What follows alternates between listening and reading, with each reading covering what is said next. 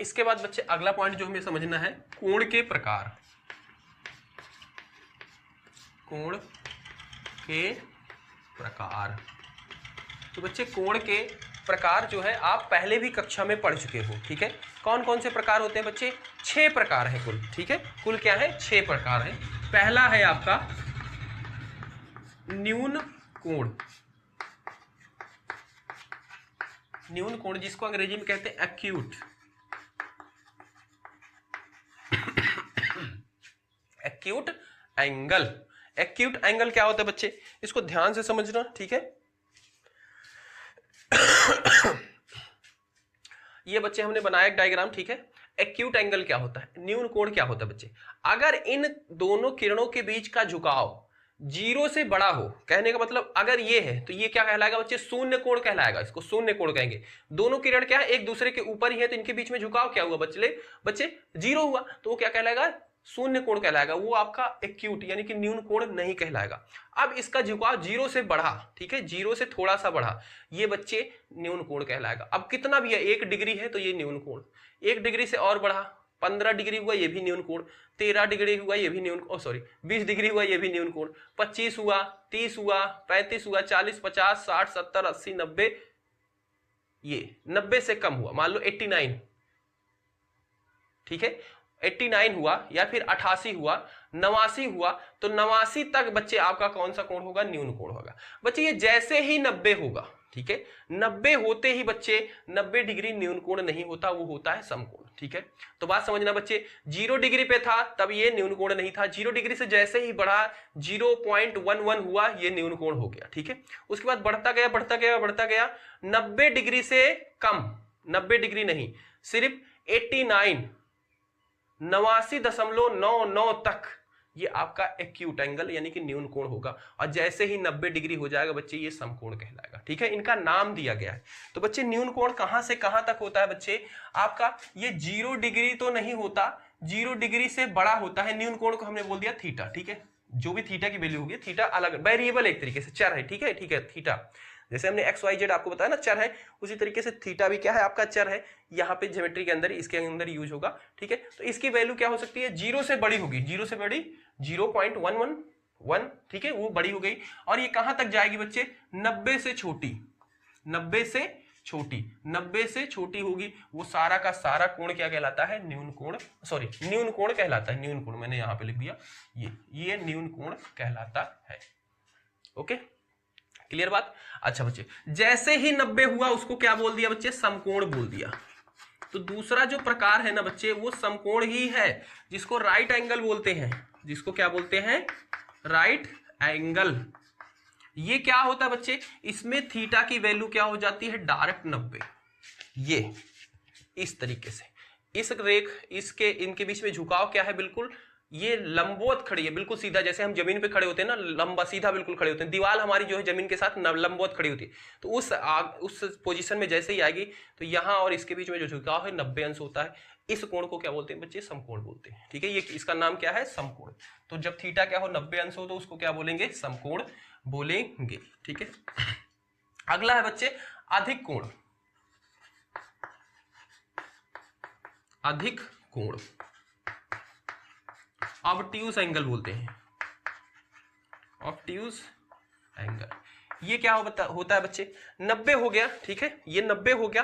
अब 90 से जैसे ही ये बढ़ना शुरू करेगा, इनके बीच में झुकाव बच्चे 90 है, 90 से ही जैसे बढ़ा 90, 91 या 90.1, तो ये क्या हुआ बच्चे? अधिक कोण के अंदर आ गया, ठीक है, अधिक कोण के अंदर आ गया। अब ये बढ़ता जाएगा कितना भी, 92, 92, 92, 93, 94, 95, 100, 110, 120, ठीक है, बढ़ता जाएगा 170, 175, 177, 178, 179, ठीक है, 179, 179.99। और जैसे ही, तब तक क्या कहलाएगा बच्चे?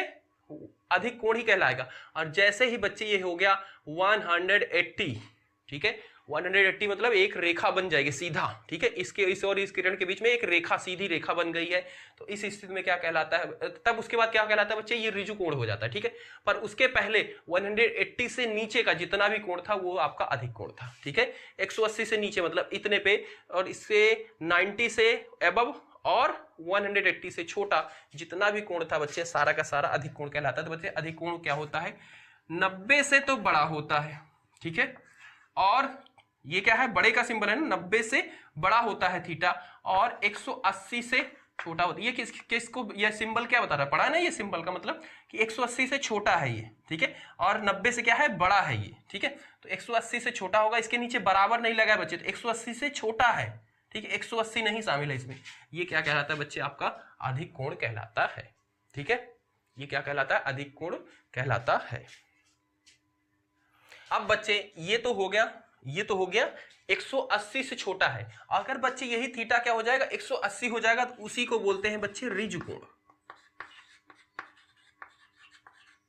ऋजु कोण, या फिर इसी को कहते हैं सरल कोण। इसको किस नाम से जाना जाता है बच्चे, सरल कोण के नाम से भी जाना जाता है, और अंग्रेजी में कहते हैं बच्चे स्ट्रेट एंगल, ठीक है। मतलब स्ट्रेट समझ रहे हो ना। ये देखो क्या हो गया था, ये बिल्कुल ये जो कोण था इनके बीच में झुकाव, ये क्या हो गया था, झुकाव बढ़ते बढ़ते बढ़ते इतना हो गया कि मतलब एक रेखा बन गई, सीधी रेखा। तो इसको क्या बोलते हैं, स्ट्रेट एंगल भी बोलते हैं, सरल कोण, ऋजु कोण भी बोला जाता है, दोनों नाम से जाना जाता है, ठीक है। अंग्रेजी में स्ट्रेट एंगल। तो यहाँ पे थीटा क्या हो गया था बच्चे, झुकाव जो था वो क्या हो गया था, 180 डिग्री हो गया था, इसको बोलते हैं ऋजु कोण, ठीक है, ऋजु। इसके बाद बच्चे अब 180 हो गया है, इनके बीच में झुकाव क्या हो गया है, 180 हो गया, ठीक है। ये बिल्कुल स्ट्रेट लाइन बन गई है, ठीक है, स्ट्रेट लाइन बिल्कुल बन गई है।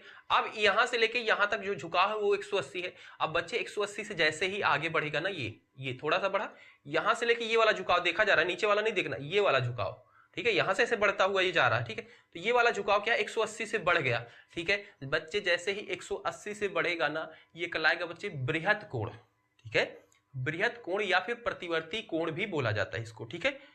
इसको क्या बोलते हैं, बृहत कोण या फिर प्रतिवर्ती। और इसको बढ़ाते जाओ, ये जितना भी कोण बढ़ रहा है ये सारा बृहत कोण, बृहत कोण, बृहत कोण, इनके बीच में झुकाव जो है, ठीक है। अब इसको मैं ऐसे पकड़ लेता हूं और ऐसे बढ़ाते आऊंगा, बढ़ाते आऊंगा, बढ़ाते आऊंगा, बढ़ाते आऊंगा यहां तक, ठीक है। यहां से ऐसे झुकाव ये बढ़ता हुआ आ रहा है, ठीक है। 180 के बाद से शुरू हुआ है बृहत का, ठीक है। यहां से यहां 90 तक गया था, तो उसको क्या बोले, एक्यूट। 90 हो गया समकोण, 90 से 180 हुआ, उसको क्या बोले, उसको क्या बोले, अधिक कोण। अब 180 जब हो गया तो उसको बोले क्या, ऋजु कोण। ऋजु कोण से जब बड़ा हुआ तो उसको बोल रहे हैं बृहत कोण। तो 180 के बाद जब ऐसे बढ़ रहा है और 360, ये पूरा एक जब कंप्लीट करके बच्चे एक सर्कल, एक वृत्त पूरा बना लिया, यहां से गया था और यहीं पे फिर आ गया, इसको बोलते हैं 360। तो बच्चे 180 से चला था और 360 पहुंचा, ठीक है। तो 360 के पहले के जितने भी कोण थे और 180 के बाद के जितने भी कोण थे वो कहलाते हैं बच्चे बृहत कोण या फिर प्रतिवर्ती कोण, ठीक है। तो बच्चे प्रतिवर्ती या बृहत कोण क्या होता है, इसको डी बृहत या फिर इसी को बोलते हैं प्रतिवर्ती।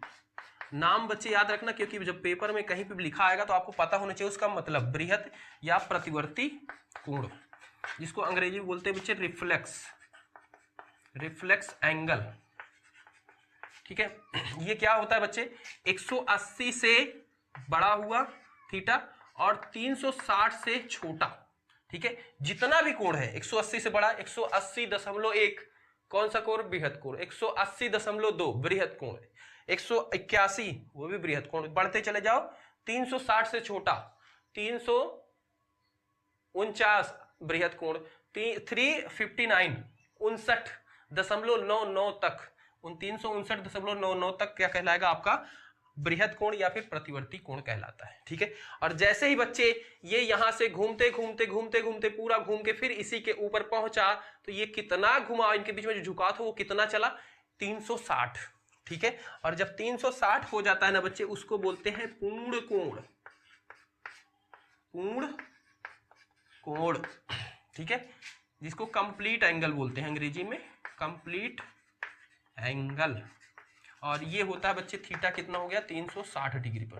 360 को ही बोलेंगे बच्चे पूर्ण कोण, ठीक है। तो ये उम्मीद है आपको समझ में आ गया होगा कोण के प्रकार। कोण के कितने प्रकार हैं, 6 हैं, 2, 2, 4, 2, 6, ठीक है। और सबका मतलब मैंने समझाने की कोशिश की है आपको, ठीक है। इसको नोट करो।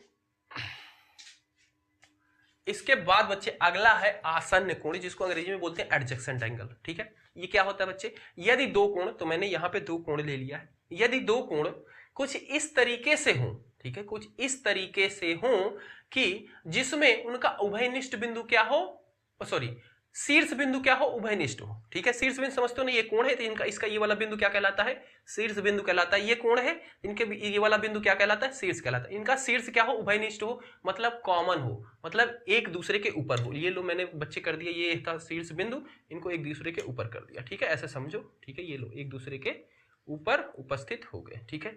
और क्या हो, इनकी एक भुजाएं भी उभयनिष्ठ हो। तो बच्चे एक भुजा उभयनिष्ठ हो मतलब ये भुजा एक दोनों के साथ कर दी, ठीक है, यानी कि ये मैं पकड़ रहा हूं, ठीक है, इसको समझने की कोशिश करना, ये ऐसे, ठीक है, इनकी एक भुजा भी मैंने साथ कर दी। तो ये बन गया है क्या आपका बच्चे, आसन्न कोण। कौन कौन सा कोण, ये वाला इस वाली भुजा के साथ और इस भुजा के साथ एक कोण बन रहा है वो, और इधर इस भुजा के साथ और इस भुजा के साथ एक कोण बन रहा है वो दोनों क्या है, एक दूसरे के आसन्न कोण है, ठीक है। आसन्न क्या कौन से कोण होते हैं, ऐसे दो कोण जिनका शीर्ष क्या हो, उभयनिष्ठ हो, और एक भुजा भी क्या हो, उभयनिष्ठ हो। तो जो दोनों कोण बनेंगे ये एक दूसरे के आसन्न कोण कहलाते हैं, ठीक है। और क्या कंडीशन हो चाहिए, जो उभयनिष्ठ भुजा है मतलब जो दोनों में कॉमन भुजा है उसके विपरीत दोनों भुजाएं होनी चाहिए, मतलब इस भुजा के इधर एक भुजा हो और इस भुजा के एक इधर भुजा हो, उसको बोलते हैं बच्चे आसन्न कोण, ठीक है। समझ में आया। अब मैं यहाँ पे लिख दे रहा हूं, ठीक है, यहाँ पे मैं लिख दे रहा हूं आसन्न कोण क्या होता है, उसमें क्या क्या चीजें हैं, कंडीशन। सबसे पहली बात तो उसका शीर्ष क्या होना चाहिए,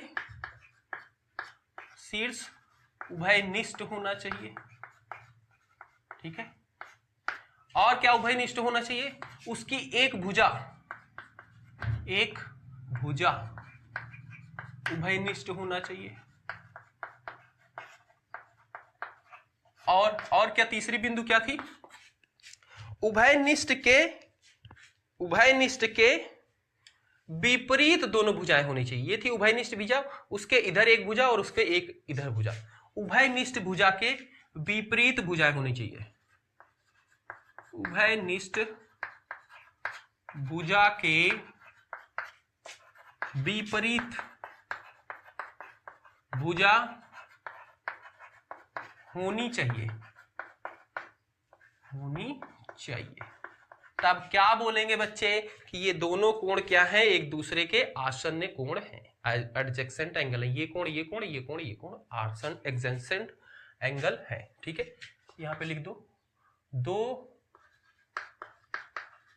कोण जो उभयनिष्ठ हो,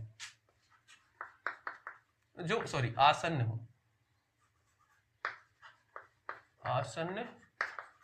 उनकी कंडीशन क्या होनी चाहिए, ऐसी कंडीशन होगी तो उनको बोलेंगे कि वो क्या है, आसन्न कोण है। अब बच्चे डायग्राम कैसे रहेगा इसका, तो डायग्राम बच्चे मैं यहाँ पे बना दे रहा हूँ। एक भुजा मैंने ये बनाई, एक भुजा ये बना दी, ठीक है, और एक भुजा ये बना दी। सॉरी, इसको सीधा नहीं करते हैं क्योंकि सीधे के ऊपर ही एक और कंसेप्ट है, ठीक है। हो तो वैसे सीधा भी सकता है, ठीक है। एक मैंने ऐसा बना दिया, ठीक है। तो यहाँ पे कौन कौन सा कोण बच्चे, एक कोण ये कोण एक और ये कोण दो, ठीक है, नाम दे दे रहा हूं एक दो। ये क्या है बच्चे, एक दूसरे के आसन्न है, ठीक है। क्या होगा, क्योंकि इसकी एक भुजा ये है और इसकी एक भुजा ये है, कोण इसकी, और इसकी भुजा एक भुजा ये है और एक भुजा ये है इस कोण की, और दोनों भुजाएं के दोनों कोण की एक भुजा उभयनिष्ठ है और शीर्ष भी उभयनिष्ठ है, ठीक है। और उभयनिष्ठ भुजा के एक भुजा इधर है और उभयनिष्ठ भुजा के एक इधर है, विपरीत है, ठीक है। तो यहाँ पे क्या है, कोण एक और कोण दो आसन्न है, आसन्न कोण है, ठीक है। बात क्लियर। ये होती है बच्चे आसन्न कोण की परिभाषा या फिर कंसेप्ट, जो भी आप कहो, ठीक है। अब बच्चे यहीं पे थोड़ा सा आगे कंसेप्ट बढ़ता है और यहां पे एक कंडीशन है जिसको मतलब देखो, अगर यही कोण क्या हो जाए, जैसे कोण एक था और कोण दो, अगर दोनों का योग कोण एक प्लस कोण दो का योग ऐड होके 180 डिग्री हो जाए ना, तो इसी को बोलते हैं बच्चे कोणों का रैखिक युग्म। अगला टॉपिक इसी में, मतलब अगला पॉइंट 10वां, कोणों का रैखिक युग्म। कोणों का रैखिक युग्म क्या होता है बच्चे, आसन्न कोण का अगर योग क्या हो जाए 180 डिग्री हो जाए तो उसी को बोलते हैं कोणों का रैखिक युग्म। ठीक है, क्या मतलब बहुत ही ध्यान से समझना बच्चे। ये बच्चे क्या था, आसन्न कोण था, ये झुकाव और ये वाला झुकाव क्या था, आसन्न कोण था, जिसकी एक भुजा उभयनिष्ठ थी। अगर यही कोण क्या हो जाए, इसका योग और इसका योग क्या हो जाए 180 हो जाए। 180 कहने का मतलब ये क्या हो जाए, एक सीधी रेखा में उपस्थित हो जाए ना। 180 क्या होता है बच्चे, ये जो रेखा 180 हो जाए तो इस रेखा और इस पूरे के बीच में झुकाव कितना होगा 180, एक सीधी रेखा में हो जाए। तो ऐसी स्थिति में इसको क्या बोलेंगे, कोणों का रैखिक युग्म। मतलब ये कोण और ये कोणों का योग कितना होगा 180 होगा। इसी का विपरीत भी हो सकता है बच्चे, एक रैखिक, रैखिक क्यों बोल रहे हैं, रैखिक होती है सीधी, ठीक है, एक रैखिक, ठीक है, रेखा, ठीक है, तो रेखा के ऊपर कोण कितना होता है 180 होता है। ठीक है, कंसेप्ट समझ में आया। तो कोणों का रैखिक युग्म का क्या मतलब है, यदि आसन्न कोण का योग 180 हो जाए तो उसी को बोलते हैं बच्चे कोणों का रैखिक युग्म।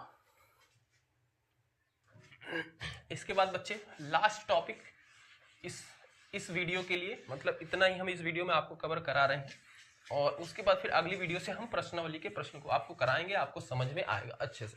ठीक है, तो इन चीज़ों को बच्चे उम्मीद करता हूँ अपनी कॉपी पे नोट करोगे और एक बार दो बार रिवाइज कर लोगे। ठीक है, ताकि जब हम कंसेप्ट करें या क्वेश्चन करें तो कोई टॉपिक दिखे तो उसके बारे में ये ना हो कि ये क्या है, नया चीज आ गया। ठीक है, तो बच्चे 10वां पॉइंट हो गया, इसके बाद 11वां था आपका शीर्षाभिमुख,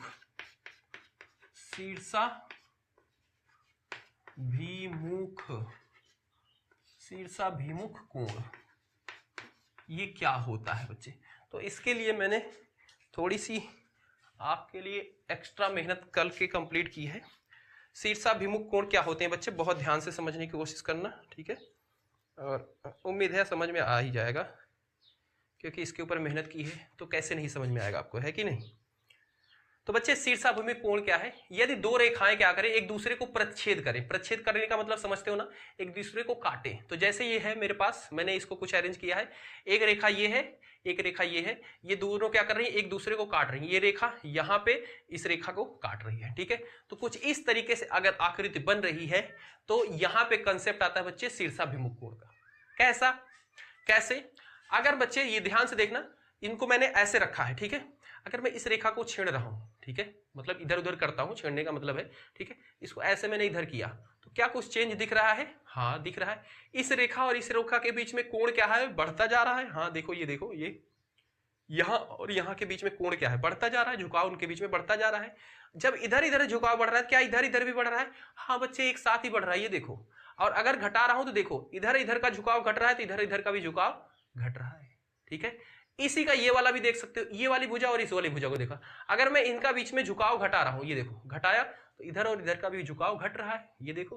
ठीक है, और जैसे ही बढ़ाया, इधर का झुकाव बढ़ा तो इधर का भी झुकाव बढ़ रहा है। इसका क्या मतलब है बच्चे, इन दोनों के बीच में जो झुकाव है, इन दोनों के जो बीच में झुकाव है वो एक समान घटता बढ़ता है, यानी कि वो बराबर होते हैं। जितना ये रहेगा उतना ही ये भी रहेगा। ठीक है, अगर इसको मैं घटाऊंगा तो इधर भी घटेगा, इसको बढ़ाऊंगा तो इधर भी बढ़ेगा। ठीक है, और सेम चीज इधर वाले कोण के साथ हो रही है, ये वाला कोण जितना है उतना इधर भी है।